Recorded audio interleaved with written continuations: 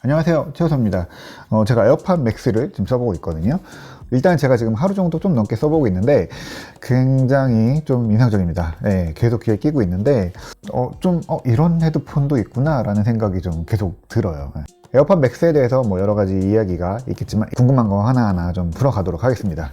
일단 썼을 때 얼마나 편한지에 대한 이야기를 좀 해야 될 것 같아요. 썼을 때 얼마나 편한지부터 좀 이야기를 해야 될 것 같네요.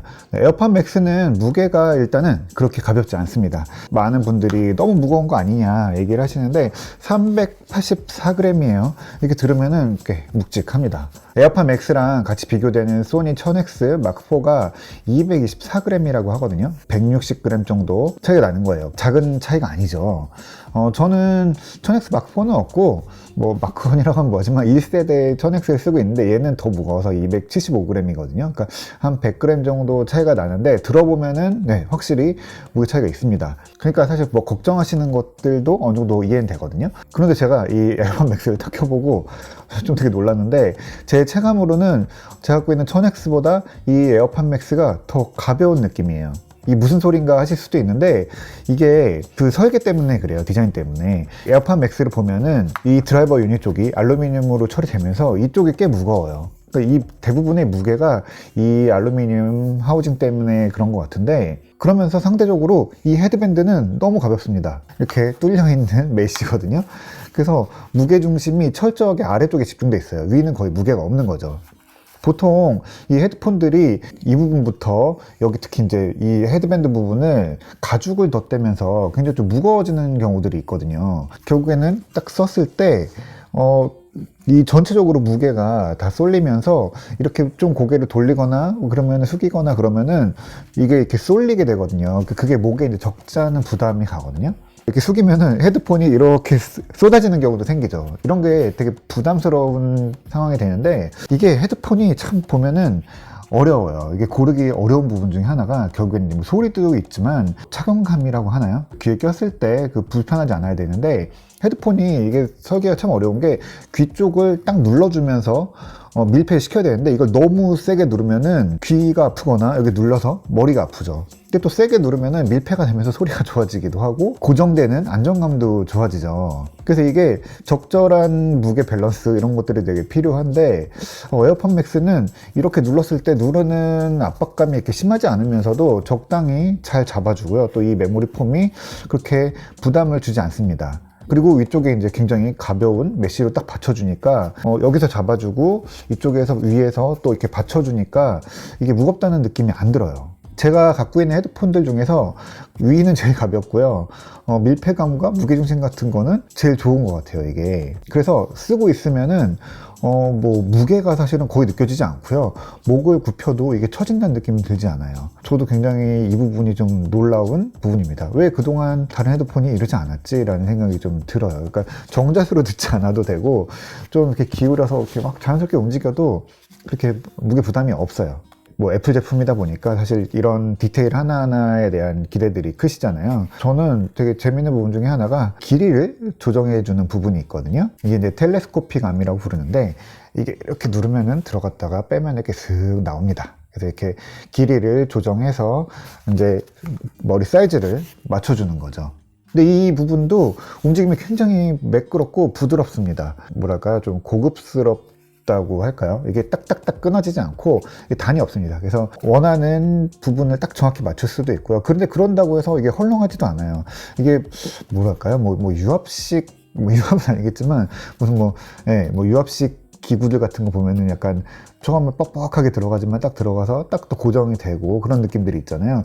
이게 딱 그 느낌을 주더라고요. 이 이어패드도 메쉬 소재고요. 안에는 메모리 폼으로 돼 있어요. 이렇게 쭉 떨어지는데 이게 앞에서 이야기했던 것처럼 귀를 누르는 느낌이 이렇게 강하지 않아요. 그래서 뭐 아주 빡빡한 메모리 폼은 아니고 좀 부드러운 메모리 폼인데 이게 밀착도 잘 되고 있어요. 그래서 이게 자석으로 여기에 붙기 때문에 이렇게 찰싹 붙습니다. 떼면 딱 떨어집니다. 그리고 재밌는 게 이 헤드폰 안에 왼쪽 오른쪽이 없어요. 그래서 처음에 이게 어느 쪽이 왼쪽이지 라고 고민을 하면서 꼈는데 이 이어컵 안에 메쉬로 여기는 L, 여기는 R 이렇게 써 있습니다. 그래서 이걸 찾다가 왼쪽 오른쪽을 찾다가 이게 어디에도 글씨가 새겨져 있는 데가 없어요. 네, 음각이든 뭐 프린팅이든 글씨가 새겨져 있는 데가 한 군데도 없습니다. 심지어 뭐 애플 로고도 없어요. 무슨 제품 정보 같은 것들은 이 안쪽에 새겨져 있긴 한데 네, 제품 밖으로는 이런데 뭐 사과 로고 이런 거 없습니다. 이게 에어팟도 로고가 없었거든요. 에어팟 프로도 보면은 어디에도 애플 표시가 없습니다. 뭐 에어팟은 작아서 그랬다고 해도 이건 큰데도 사실 어디에도 써놓지 않죠. 보통 막 이런 데나 옆에 이런 데다가 이제 회사 이름이나 브랜드 이런 거를 쓰는데 이거는 그런 게 없어요. 이게 디자인이나 브랜드 같은데 굉장히 자신감이 있다라고 보이거든요. 그러니까 이것만 봐도 그냥 애플 제품이고 에어팟이다 라는 걸 사람들이 다 알 수 있다 라는 자신감에서 오는 디자인이 아닌가 싶습니다. 전체적으로 무게 밸런스나 뭐 몸에 닿는 느낌 그리고 누르는 느낌 같은 것들이 밸런스 좋고요. 뭐 헤드폰 처음 다니는 회사가 이 정도로 만들었나? 야, 이거 정말 애플이라고 해도 놀랍다라는 생각이 좀 들거든요. 이게 뭐 낯선 디자인이긴 하지만 낯설어요. 예, 좀 새롭기도 하지만 몸에 잘 맞고 고급 헤드폰이라는 느낌이 손에 닿는 부분에서도 확실히 느껴집니다. 이 네모난 디자인은 좀 호불호가 있는 것 같아요. 예, 저는 사실 이거 처음 발표됐을 때 이미지 보고 동그란 게 좋지 않나라는 생각을 했거든요. 지금도 사실은 좀 이게 그냥 완벽하게 동그랬으면 어땠을까라는 생각을 해요. 이 사각형 디자인은 아무래도 이 애플워치 디자인에서 온 것 같아요. 그래서 비교해보면 약간 좀 비슷한 느낌이 좀 있죠. 실제로 그리고 조작 버튼은 애플워치랑 거의 비슷하죠. 디지털 크라운이 여기 달려있고 이 디지털 크라운으로 음량 조절하고 또 곡을 앞뒤로 넘길 수 있습니다. 눌려지기도 하니까요. 그리고 옆에 이제 이 애플워치의 사이드 버튼 같은 노이즈 캔슬링 버튼이 있어요. 그래서 이걸 누르면 노이즈 캔슬링이랑 뭐 주변 음성 허용 모드 이걸로 이제 왔다 갔다 합니다. 그리고 이 디지털 크라운은 이제 오른쪽에 위치하게 되어 있는데 헤드폰을 쓰고 이렇게 돌리면은 뒤로 돌리게 되는 거거든요. 그래서 방향이 조금 헷갈려요. 그래서 바깥쪽에서 앞으로 밀면은 소리가 커지고 이쪽으로 안쪽으로 당기면은 소리가 작아지긴 하는데 이게 방향이 처음에는 조금 헷갈립니다. 어쩔 수 없는 구조인 것 같아요. 그리고 에어팟 맥스도 에어팟 프로처럼 노이즈 캔슬링이 됩니다. 근데 이게 에어팟 프로랑은 좀 달라요. 일단 여기 노이즈 캔슬링에 쓰이는 마이크가 굉장히 많아졌습니다. 8개예요. 한쪽에 4개씩 들어있는 거죠. 위쪽에 2개, 그리고 아래쪽에 하나, 그리고 안쪽에 또 하나가 들어갑니다. 주변의 소리를 들어서 그 소음들을 상쇄해서 소음 없는 소리를 만들어 주는 거죠. 이 안에는 이제 왼쪽 오른쪽 각각 에어팟 프로랑 똑같은 H1 칩이 들어가죠.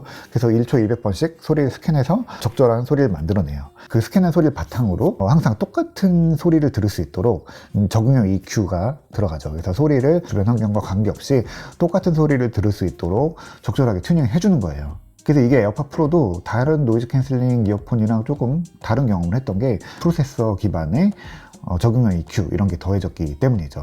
근데 이게 특히 헤드폰은 변수가 더 많아요. 헤드폰 써보신 분들 아시겠지만 특히 노이즈 캔슬링 헤드폰 써보신 분들은 이렇게 다 끼면 이게 완벽하게 밀착되는 경우도 있지만 그렇지 않은 경우들이 되게 많아요. 저 같은 경우도 안경을 쓰기 때문에 여기가 뜹니다.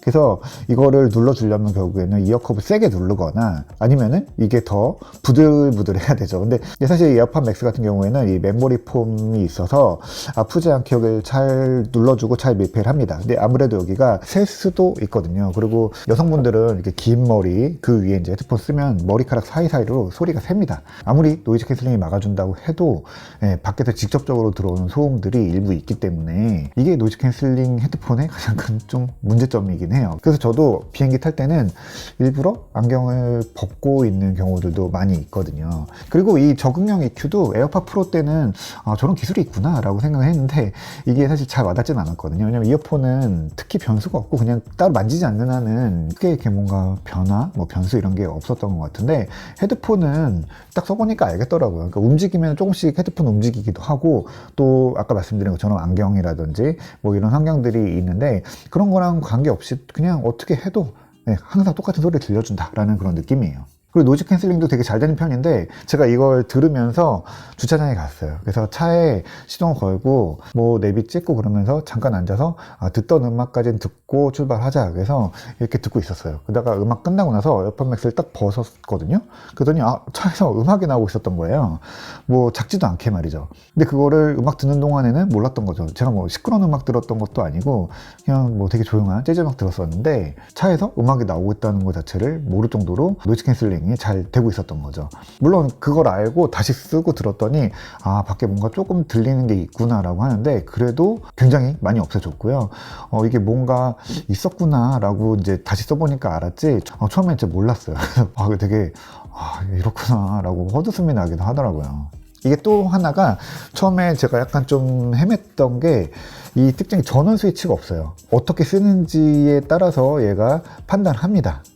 일단은 케이스에 이렇게 넣잖아요. 그러면은 이게 절전 모드로 들어갑니다. 그래서 거의 꺼지는 거죠. 그 다음에 이걸 딱 꺼내면은 대기 상태로 돼서 아이폰이나 맥에 연결된다고 이제 화면에 떠요. 음악이 나오지는 않죠. 그냥 그때는 틀어도 그냥 스피커로 나오고요. 이거를 펴서 딱 끼면 그때부터 음악, 영상 이런 소리들이 이제 일로 재생이 되는 거예요. 자, 이게 뭐냐면은 에어팟 경험이랑 똑같아요. 케이스 안에 들어있을 때는 뭐 연결 안 되는 저전 모드로 들어가 있죠. 그리고 딱 열면 그때 연결 시작합니다. 끼면 그때 이제 그때부터 소리가 에어팟으로 전달이 되는 거죠. 정확히 이 경험을 헤드폰에, 좀 다른 기기잖아요. 여기 이거를 정확하게 똑같이 UX를 구현해냈다는 게 되게 인상적이었어요. 자, 그러면은 이거 어떻게 만들었냐 궁금하잖아요. 일단 이 케이스에 자석이 있습니다. 그래서 집어 넣으면은 자석을 통해서 케이스에 들어갔다라는 거를 인지하는 거고요. 절전 모드로 들어가는 거고, 꺼내서 자석이 떨어지면 전원을 켜서 연결 대기 상태로 이제 각 기기들에 붙여 놓는 거죠. 그 다음에 머리 썼다는 걸 확인하는 건데, 그걸 이제 어떻게 하냐, 이게 재밌는데, 자, 보시면은 이렇게 생겼지만 귀에 끼면은 이 부분이 꺾입니다. 이렇게. 보이시나요? 네. 이거 머리 썼을 때는 이렇게 펴지기 때문에 이걸 머리 썼다라고 판단하는 거고요. 또 이 안에 작은 광학 센서가 있어가지고 이 두 가지 조건이 맞았을 때 헤드폰을 쓰고 있다라고 판단하는 거죠. 그래서 이 기능들을 통해서 에어팟의 기존 경험을 헤드폰으로 그대로 옮기는데 좀 성공했다 봅니다. 그래서 이런 UX 굉장히 인상적이고요. 물론 이제 다른 에어팟처럼 여러 기기들 동시에 잘 연결되고요. 그리고 또 iOS 14 들어와서 이제 여러 기기를 갖고 있으면은 동시에 이제 맥이랑 뭐 아이폰이 있으면 두 군데 같이 연결해 놓고 소리가 나는 쪽, 그러니까 특히 이제 음악이나 영상 이런 걸 재생할 때 그쪽 기기로 자동으로, 제가 전화하지 않아도 자동 전환되기도 하고, 또 뭐 전화 오면은 또 전화로 연결되고, 이런 것들 자동 연결을 하는 것들이 에어팟 맥스에서도 그냥 그대로 뭐 당연히 잘 됩니다. 그리고 반응 속도 되게 빨라서 블루투스 오디오라고 해도 지연이 없습니다. 그래서 영상 편집할 때도 에어팟을 쓰고 해도 아주 자연스럽게 매끄럽게 편집할 수 있습니다. 에어팟이 거의 이런 무선 이어폰, 헤드폰 중에서 지연 속도가 가장 빠르거든요. 압도적으로 빠른데 에어팟 맥스도 빠르고, 뭐 비교는 제가 해보지 못했는데 왠지 그냥 기분상 새로 나온 제품이니까 기분상 더 빠른 것 같은데, 아마 H1 칩을 쓰고 있으니까 똑같지 않을까 싶습니다. 네, 소리 얘기는 시작도 못했는데 껍데기랑 뭐 기본적인 디자인 얘기만 하다 보니까 시간이 많이 흘렀는데, 일단은 여기서 기능이랑 외관 얘기는 한번 정리를 하고요. 그리고 다시 소리에 대한 이야기, 그리고 나머지 에어팟 맥스에 대한 이야기로 정리를 다시 해보도록 하겠습니다.